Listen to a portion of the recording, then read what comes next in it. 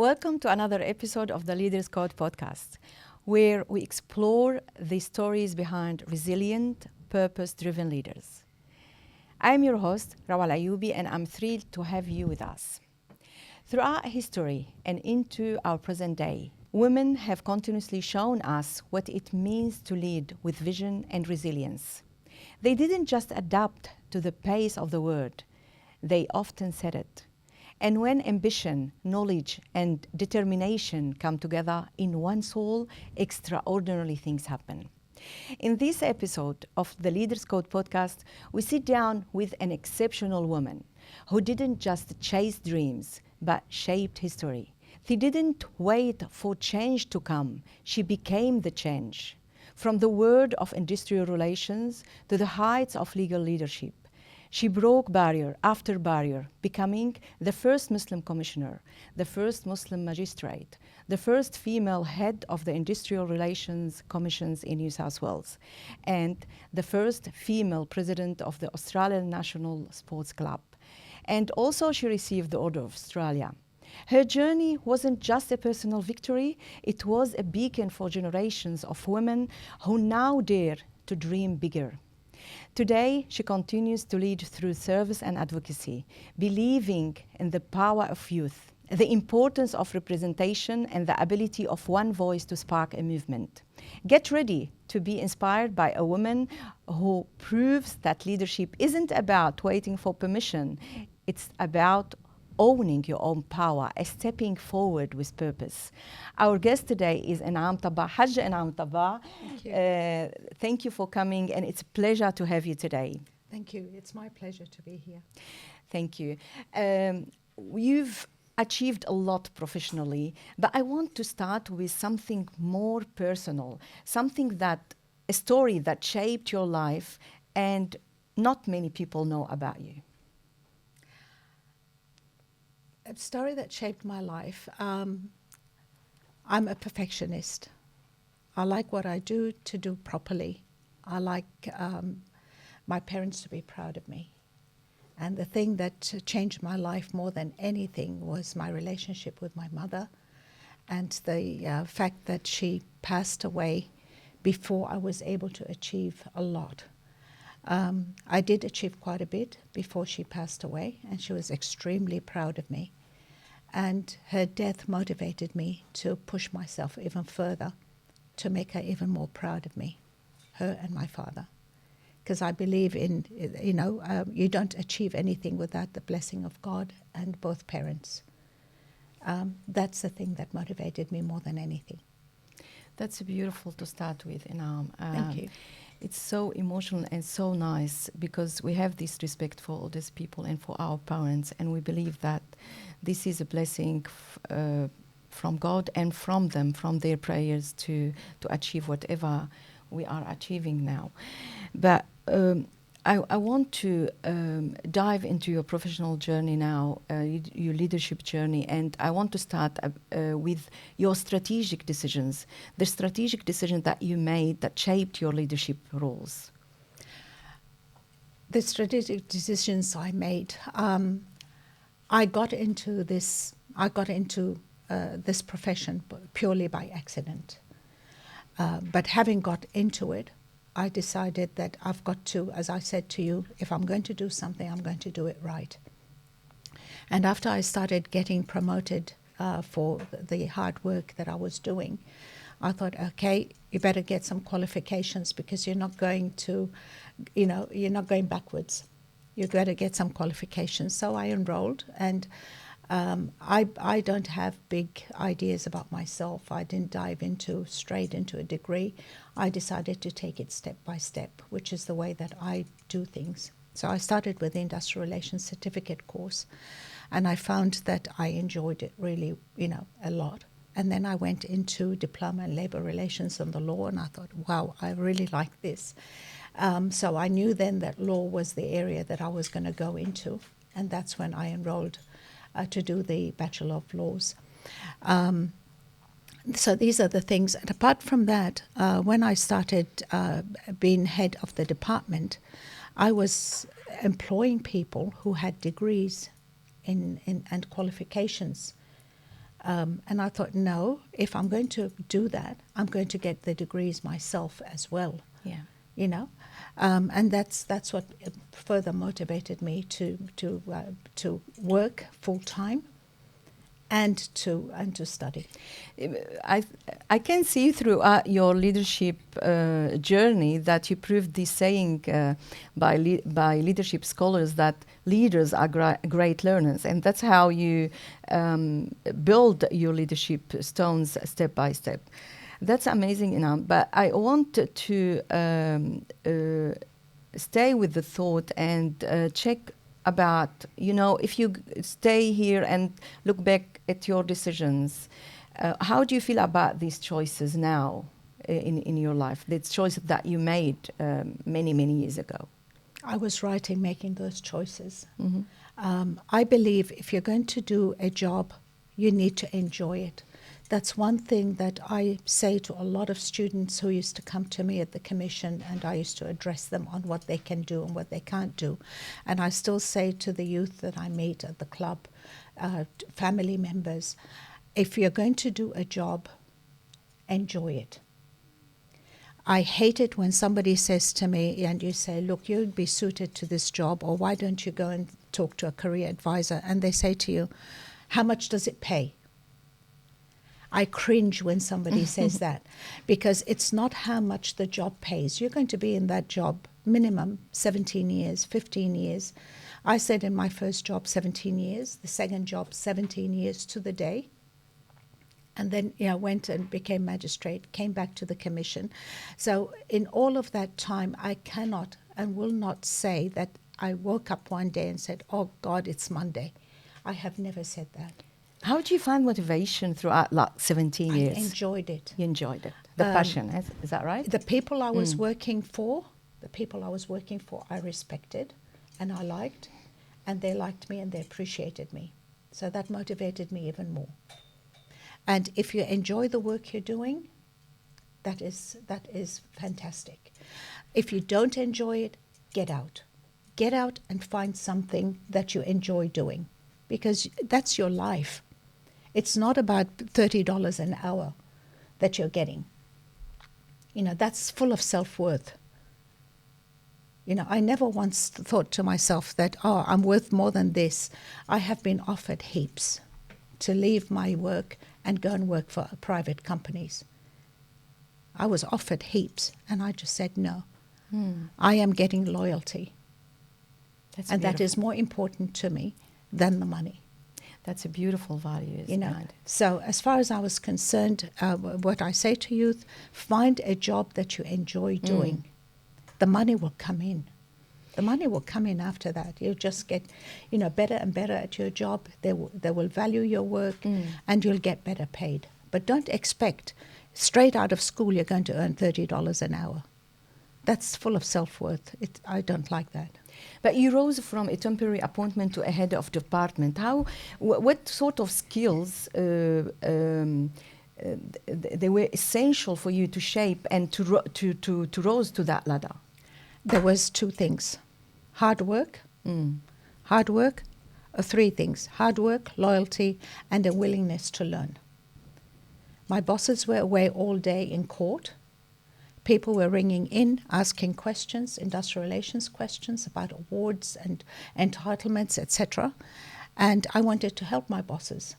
So I would write down all the questions. When they came back from court during their lunch break, I would find out how they're answering those questions, where they got the answers from. I learned how to read awards. And then I started answering those questions myself. So it was a willingness to learn, a willingness to help. And, 3 months down the track, they realized that a lot of the queries they were getting were not coming to them anymore. And they woke up to the fact that I was doing that. And it wasn't part of my job. Yeah. I hate anybody who says, it's not my job, it's not part of my job. I cannot stand that. You learn everything and anything that comes past you. But what sort of leadership qualities, since you work in a male-dominated fields, what sort of leadership qualities women need now to have in these sort of male-dominated fields? All right. First of all, industrial relations and law, my areas of expertise, used to be male-dominated. I was the only female. I would go to the dinner, the annual dinner, for instance, and I was the only female, apart from one female commissioner that used to attend. Yeah. And now, they have more females than males attending. So it's no longer male-dominated. Right. So the building industry, now you have females in trades, you have, all types of things, industrial relations. Previously, you did not have any. I was the only female in the building industry in industrial relations. How did you navigate this challenge, since you were the only one there? I remained true to myself. I did not work on the basis that it's a male job, I'm a female, I'm doing a male job, therefore I have to act like a male. To me, it's a position that I hold. It's neither male or female. Yeah. And I remained a female acting in that position. And I was respected for it. Because in the main, the building industry, even though it was male-dominated at the time, there were a lot of gentlemen. And I didn't have to swear like a trooper. I didn't have to learn how to act like my boss, a male, was acting in order to get respect. So I achieved respect for myself. I remember one time my boss came out of a council meeting, and he says, "Oh, you got a mention downstairs in the council room." And in those days, you were terrified if you got a mention, What did I do? Yeah. And apparently this member got up in the meeting and he said, "I had the union on site. I rang the MBA for assistance, and this car draws up and this little girl comes out." And he said, "How dare they send me a girl to do this job, to talk to because in those days it was the Builders Labourers Federation, the Building Workers Industrial Union, there was green bands everywhere, a lot of conflict." And he said, "I dealt with the dispute," and he said, "I couldn't believe it." She actually got the union organizer to apologize to me. It's never happened. And so, it's things like that. How did you deal with this one? How did you deal with it? I don't know how I managed it. I really, to this day, don't know how I managed it. But I was just me. Yeah. I was genuine. What's so unique about you? I was about genuine. Inaam? I was genuine. I was sincere. Mm. I was paid to do a job. In my private life, I'm quiet. In my private life, I don't like a conflict or fighting anyone or whatever. People mistake that for weakness, or they mistake that for stupidity or whatever. That's not it. It's breeding. It's upbringing. So in my private life, I don't have to fight back. I don't have to do that. But when I'm paid to do a job, I do it to the best of my ability. And the best compliment I ever had was one union organizer who once said to me, he says, you negotiate as if the money is coming out of your pocket. And I said, yeah. To me, that is a sign of, that I'm doing the job properly. Honesty. Because I'm being paid to do this. I'm being paid to negotiate on behalf of this person. And if I just give in because it's not my money, I'm not doing my job properly. Since you are talking now about decision-making, how did you approach decision-making in a high-stake situation, especially in roles like a magistrate or commissioner? Okay. When you are a commissioner or you're a magistrate, you take an oath of office. Mm-hmm. And the oath of office is that you're going to do the right thing by people. Also, at the beginning of each year, you have the start of the law term. And again, you have it in various institutions. You go to the Catholic Church at St. Mary's Cathedral. You go to Auburn Mosque for the Muslim beginning of term. And, you again, you renew that oath to do the right thing by people. With me, I made sure, I know it's the long way around, but I always compared the statement given by someone, to the evidence they were given, they provided in writing, to the oral evidence they gave in court, to make sure that I haven't missed anything. And I approached it in such a way that do unto others. So to me, when I was an advocate, I wanted the commissioner or the magistrate or whatever to let me know that they've taken everything into consideration, why they rejected certain pleas, why they accepted certain pleas. And so when I became commissioner and magistrate, when I wrote a decision, I wanted the parties to know that I have taken everything they've said to me into consideration, and I let them know why I rejected certain things, why I accepted certain things. So, for instance, for the first 10 years or so of my life as a commissioner, I was not appealed. Wow, you are so genuine in your work. I was not appealed. And then the appeals that came later where, you could count them on one hand. And, they were iffy. I didn't agree with them, but still. Yeah. Yeah. But that's beautiful. Let me focus now on your leadership style. I can see that you are, complementing each transition phase of your leadership phase or role. But has your leadership style changed since, you took the role of presidency of the National Sports Club? Yeah. Anything changed? Or Yes. Yeah. Look, leadership styles are forever evolving. Yeah. You learn all the time. No one is taught at school or at TAFE or at uni how to become a leader. You learn all the textbook stuff. Yes. You learn interview skills, textbook stuff. In real life, it's completely different. So when I was industrial officer with the master builders, when I had 16 staff, you adopted different leadership styles for different types of people. Some people, you give them a job, they go off and do it, you leave them alone. You know it's going to get done. Others, they're capable of doing it, but, they're lazy. So, you give them a little motivational push. Yeah. Different people have different styles. So you adopt different styles for them. You want something done very quickly, you give it to a lazy person. They will find the quickest way of doing it. So you know your staff and you know what to do and how to give them work. With the Australian National Sports Club, it's different because these are volunteers. And so for volunteers, you have to adopt a different style. Volunteers are people who you can't do without. Every charitable organization, every sports club, etc., they need volunteers. And so you have a different style of leadership for them. Yes. So yes, it's completely evolving. It's a learning process all your life. If you're leading people, it's an evolving process. You are adopting a situational leadership style, which is followed by a theory or concept that it has been researched by scholars, and I am teaching now in my training. It's so beneficial for people who has different leadership roles as well. That's amazing. I want to ask you now about how to resolve conflict.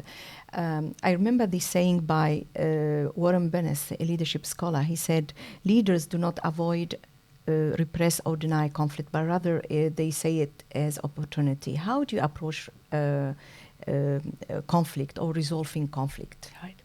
Your first, when you have the upbringing that I had, and you're quiet and reserved, the first thing is if you face conflict, you run away.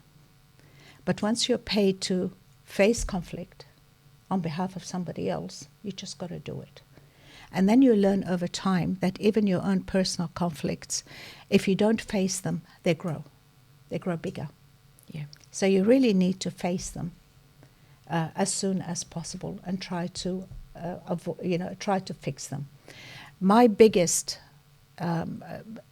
achievement, I believe, as a commissioner, was my success rate in conciliation. I love conciliating. between unions and employers, between even siblings when they came to the commission. So I love that part of it. So when there's conflict, I try my utmost. Over time, I try my very best to conciliate, to resolve that conflict. If you can't, then it gets further. Yeah.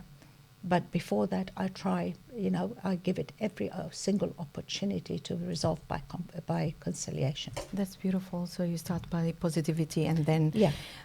You are forced then by legal That's actions. right. Is that right? Yes, if there's no other way. Yeah. You spoke, Inaam, about envy and glass ceiling. What were the moments that tested your resolve, and how did you respond? Look, I came across envy from men and women, okay, because of what I was achieving. I think that is, I think everybody will face that at some stage in their lives. They want what you've got, but they don't want to put in the effort that you're putting in. Yeah. You'll face that in your personal life, you'll face that in your work life or whatever. The best way to avoid it is to avoid that person altogether, or face it head on. Face that person and say, what's going on. What's your style? How do you Yeah. choose? Do you choose face it or avoid it? It depends on the circumstance, and it depends on the person. If it's at the workplace and you can't avoid that person, then you need to sit and talk it out and say what is going on. So it doesn't escalate. Yeah. Yeah. It happened to me once. I went and saw my boss because I was getting to the stage where, this is very, very early in the piece, when I was very shy, etc. I was going to say to him, I'm going to resign because I can't put up with this. And he said to me, I know what you're going through. You fight and I'll stand behind you. But you got to fight. Yeah. No one's going to face it. fight for you. Mm-hmm. I never forgot that. Mm. And so I faced it head on. And it went away. Wow. What sort of advice you will give to women who feel like working heaps to be taken seriously? Look, in my day, when I first started, yes, you need to work twice the amount a man will work for you to achieve anything. Mm-hmm. Okay? I was very, very lucky in that the men that I was working for were very appreciative of the work that I did. Mm. I was very lucky in that. However, in this day and age, I think my advice would be leave a little bit for your social life. Leave a little bit for your family life. I put everything into my work life.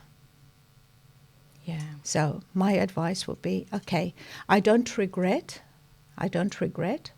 but if I had my time over again, I would leave a little bit more for my private life. So the secret word is balancing. Yes. Balancing all Yeah. of these aspects in Yeah. your life. Yeah. Beautiful.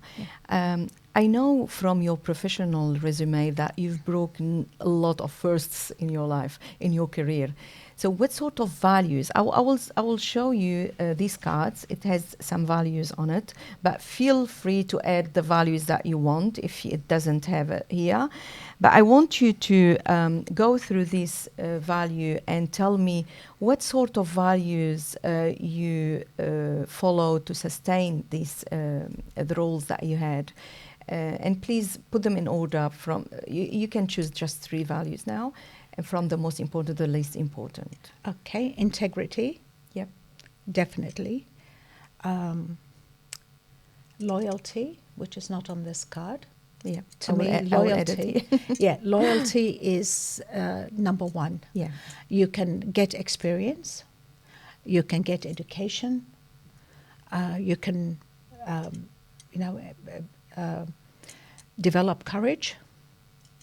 You can do all that. But loyalty, you either have it or you don't. Right. And to me, loyalty is number 1. Mm. As long as a person who's working for me is loyal, I can teach them anything. Yeah. And the same that, I remember one time I was earning about $50,000 a year, and a company put $150,000 on the table. At that time, it was a lot of money, plus a car, plus it was a travel all over Australia, everything, expense account, unlimited expense account, and they said, come and work for us. And I said, no, I can't leave the MBA. And they said, that's the type of loyalty we're looking for. I said, you can't buy it. Wow. Can we found something like that now?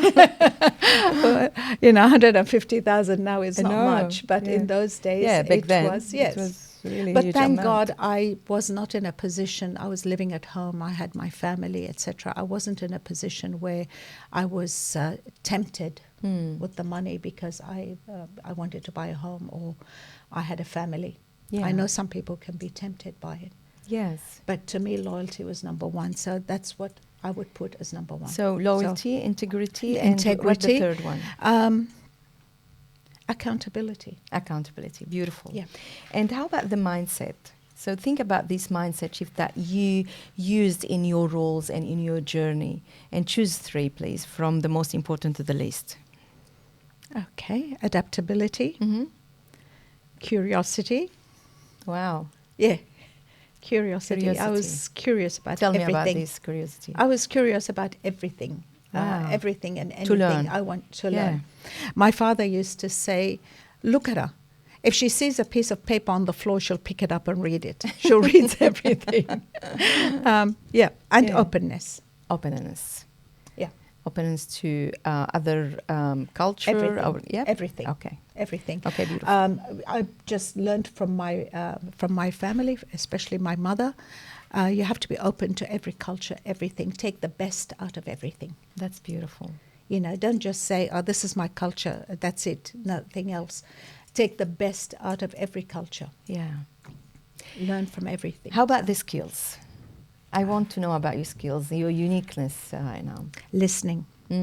Listening is number one. As commissioner, as magistrate, etc., listening is very, very important. Listening to people. Listening to what is not being said. Yeah. That is also very important. How do you listen to what's not being said? You pick up body language. You pick up the tone of their voice. You pick up, there's all sorts of things you learn. There's things that are not being said that need to be heard. Wow. And that's when, I would go into private conference and talk to them one-on-one. And you get that out. Yeah. So listening is very, very important. Yes. Communication, which goes with it. Mm-hmm. Communicating what things to Yes. people. Empowerment. Tell me about this empowerment. How do you empower your people? Give them the ability to grow. Give them the chance to grow. How do you do that? Find out what it is they're interested in doing and allow them to do it within limits, within guidelines. So you Allow start them by that building chance. trust with them first? Yeah. Or Yeah. And then you see trust. how Yeah. competent they are. Yeah. Excellent. And then allow them to grow that way. Beautiful. Yeah. So these boxes, on the top of these boxes, each box has a strategy that I found in my research that executives follow in their career. I want Inaam to see these strategies and to tell me, do you follow these strategies, and put them by order of importance to you.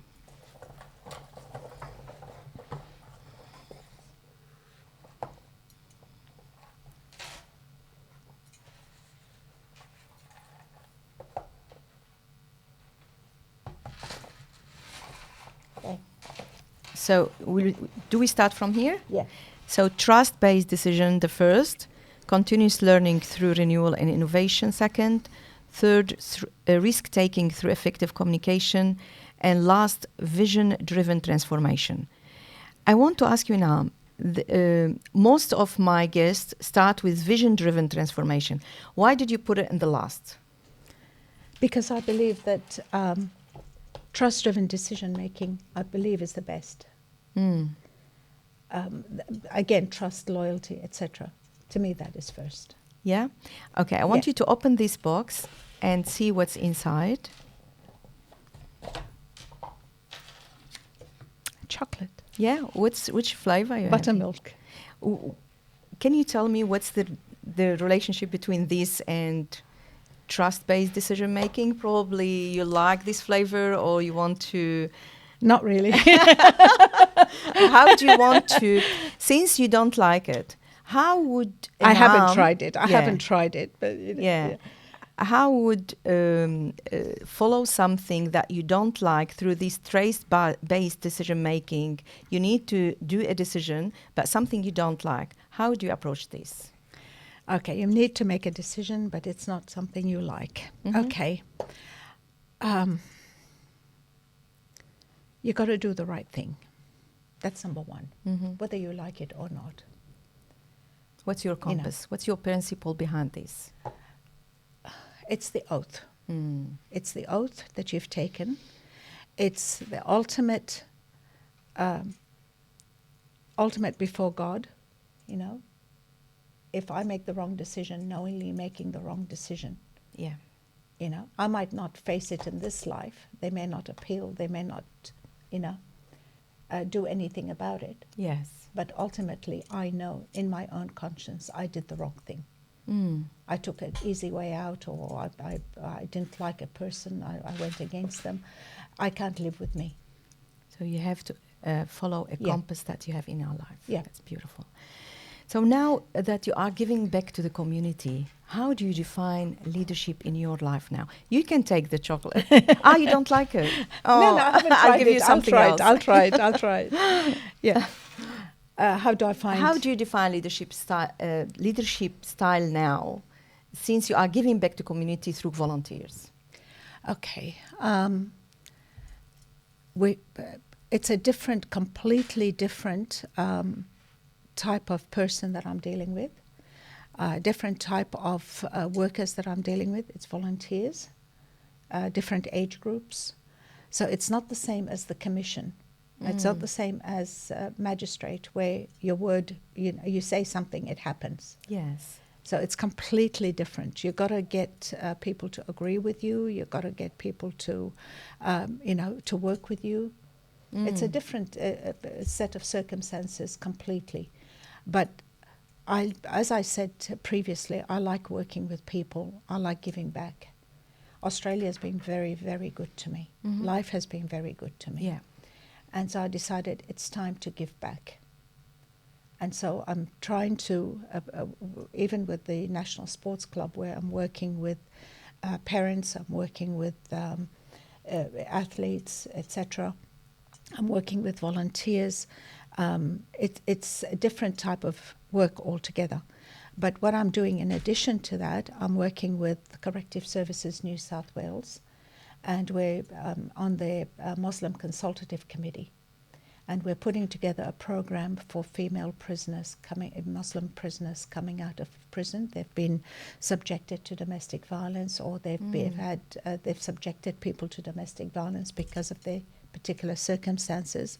So I'm working together with them to put together a program for them, so that they don't reoffend and they get integrated back into society. So I'm doing that as one of the things I'm doing. I'm working with the University of New England on their convocation committee, on the convocation council. So that's also giving That's back. beautiful. Yeah. Are you yeah. alumni? Yes. Yeah. Yes. So I'm doing that as well. I've got corrective services working at the club, so I'm working with them as well. Yeah. Trying to get them to finish their hours, corrective service hours, etc. Right. So, again, that's a different type of person to deal with. So it's different styles for different groups that I'm dealing with. And also I'm working on hopefully doing a sensory gym for disabled children at the gym, at the clubhouse as well. Because those kids don't have anywhere else to go. Other members of the family, from toddlers and still in their nappies, they've got Ready, Steady, Go. They've got all of these programs to all age doing soccer. and volleyball, etc. But the young children with a disability have nowhere. Wow. And so I'm working on on raising money for a sensory gym at the club for them. Wow. Again, that's a different... You are a hidden gem. It's a That's different beautiful. set I of don't know a skills. lot of things about you. That's beautiful. It's giving back. Yeah, it's giving back. It is. That's my final question, and it's a pleasure to talk to you, Inaam. But I want to know, what's your leader's code, the principle that you live and lead by, no matter what? Loyalty, hard work. Loyalty, hard work. Do something, do it to the utmost. Do it to the best of your ability. No half measures. Yeah. I don't like half measures. If I'm going to do something, I'm going to do it to the best of my ability. It doesn't mean I'm finicky, I'm perfectionist or whatever. I do it to the best of my ability. Then I'm satisfied that I couldn't do any better. Thank you so much. That's beautiful advice. I will follow this. Thank you, Inaam, for your time. It's a pleasure to have you today. Thank you very much. It's my pleasure. You've been very kind. Thank you. Thank you. At the heart of this conversation lies a powerful truth. With willpower, purpose, and determination, a woman can write a success story so unique and inspiring that it becomes a legacy for others to follow. The journey we heard today wasn't shaped by chance. It was built through tireless effort, thoughtful leadership, unwavering values, and relentless perseverance. It reminds us that true strength is not just about breaking barriers, but about building bridges between generations, across communities, and into the future. Empowerment isn't handed down, it's earned through resilience, integrity, and a deep commitment to making a difference. Every step forward taken by a woman with vision and purpose becomes a spark of transformation, not just for herself, but for everyone around her.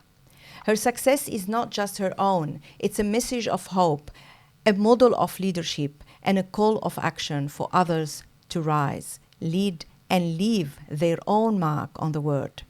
Thank you for joining us today for this episode of the Leaders Code podcast. Stay tuned. Another inspiring journey awaits you in the next one.